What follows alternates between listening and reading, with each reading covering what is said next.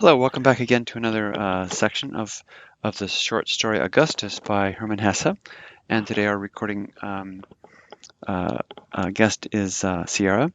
So I'll ask Sierra again to read the last couple of sentences in the prior section just to give you the context of the narrative flow, and then we'll work through this section 4. And our aim is to be finished in 8 minutes. Do you think we can make that, Sierra? I don't know, maybe.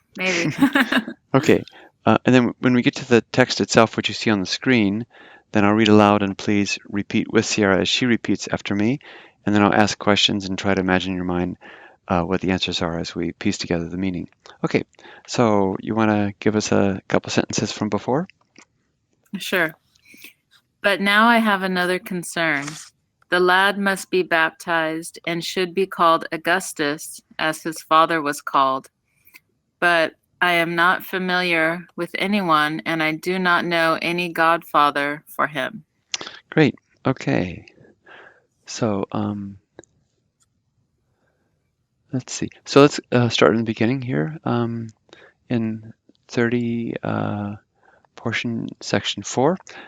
Ja, das habe ich auch gedacht, sagte der Nachbar und strich an seinem grauen Bart herunter. Ja, das habe ich auch gedacht, sagte der Nachbar. Und strich an seinem grauen Bart herunter. Und strich an seinem grauen Bart herunter. Okay, so where's the verb complex in the first sentence? Habe gedacht. Mm-hmm. And what tense is that? It is the past Yeah, tense. It is a past tense. It's the so-called perfect tense with habe gedacht. Past perfect. Good. And then said the neighbor. And what goes together with strich? Herunter. Yeah, so we're going to talk about that a little bit when we get to that point. So how would you translate that first section up to gedacht? Yes, indeed. I have also thought that.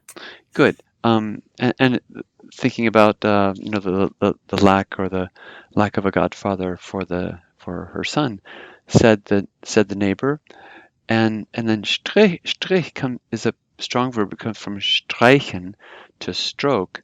So but this they have herunter is a separable prefix, but to get the idiomatic sense of that in English, you would just say, and he stroke he stroke his gray beard, in someone who's musing over something or reflecting on something is sort of the idea. Okay, let's go on. Es wäre schon gut, wenn einen guten und reichen Paten bekäme. Everybody? Es wäre schon gut, wenn einen guten und reichen Paten bekäme. Good, nicely pronounced. Der für ihn sorgen kann. Der für ihn sorgen kann. Und es euch einmal schlecht, wenn es euch einmal schlecht gehen sollte.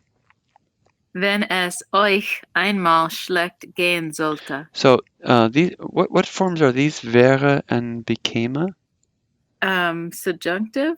Yeah, so this use of the subjunctive is for speculative, hypothetical situations. It's not part of like an indirect speech or indirect question that we've seen before. So it just means es wäre means it would be, simply. So it would be already good or certainly good. And then wenn here is construed actually conditionally, if he would receive, again, just taking this bekommen means to receive, but giving it the hypothetical sense, if he would receive a good and rich godfather. What does der refer back to? What's the antecedent of der? The godfather, Paten. Yeah, Paten, right here. Who, for ihn, who can care for him. Für takes accusative. That's why it's IHN. If it should go, in other words, if it should go bad sometime for you. In other words, obviously it would be good to have a good and wealthy godfather if something should happen to you. Okay, going on. Aber ich bin auch nur ein alter, einsamer Mann und habe wenig Freunde. Everybody? Aber ich bin auch nur ein alter, einsamer Mann und habe wenig Freunde. Good. This alter, these are adjectival endings. What would they be if this were a der? I am the old, Then it lonely would just be with just the E, alta, einsamer. einsama. Good, very good. So when the der is there, if it's not there, then the adjectives like to take the ending of that definite article, which would have been there, which would have been in place of the ein. Just a little pointer. Let's see. Just want to translate up to here. But I am. But I am only a old, lonely man and have few friends. Good. Darum kann ich euch niemand raten. Everybody? Darum kann ich euch niemand raten, Wenn ihr nicht etwa mich selber zum Paten nehmen wollet. wenn ihr nicht etwa mich selber zum Paten nehmen wollt. Well, yeah, this is strange. This is second person plural. Yeah. And we haven't mentioned this again, but this was the case in the prior section, that the language here uses an archaic form for euch, meaning you, even though this is formally with a lowercase e, second person plural, speaking to several people who are your friends, and ihr with a capital IHR also means you instead of du or sie. Okay, and I have few friends, therefore kann ich. Where's the verb complex in darum, after darum, up to the comma?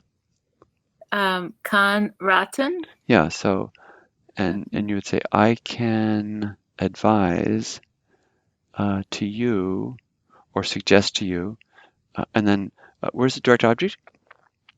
Niemand? Good, nicely done. Yeah, niemand is actually the nominative form, and the accusative is the same in this case.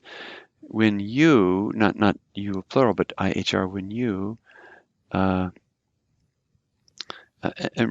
so this is the old neighbor talking to the woman Elizabeth. When you do not want to take, let us suppose me myself as a godfather. Okay, you want to read the whole thing slowly so we can piece it together with you? Sure. Indeed, I have also thought that, said the neighbor, and stroked his gray beard. It would certainly be good if he would have a good and wealthy godfather who can care for him whenever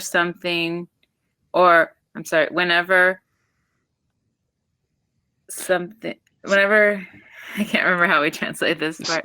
Whenever if something bad should happen once to you. Okay. You do it that way. Right. But I am also only an old lonely man and I have few friends. Therefore, I cannot recommend anyone for you should you not perhaps want to take myself as a godfather. Good. Okay, great. Let's see how we did as far as time goes on that one. Let's see here. We're supposed to be under 8 minutes. And it's 9 minutes and 15 seconds. Okay, well, thanks so much for tuning in for this section 4, and hopefully you can tune in again for the final section of this passage. Okay, thanks a lot. Thanks so much for tuning in. Bye-bye.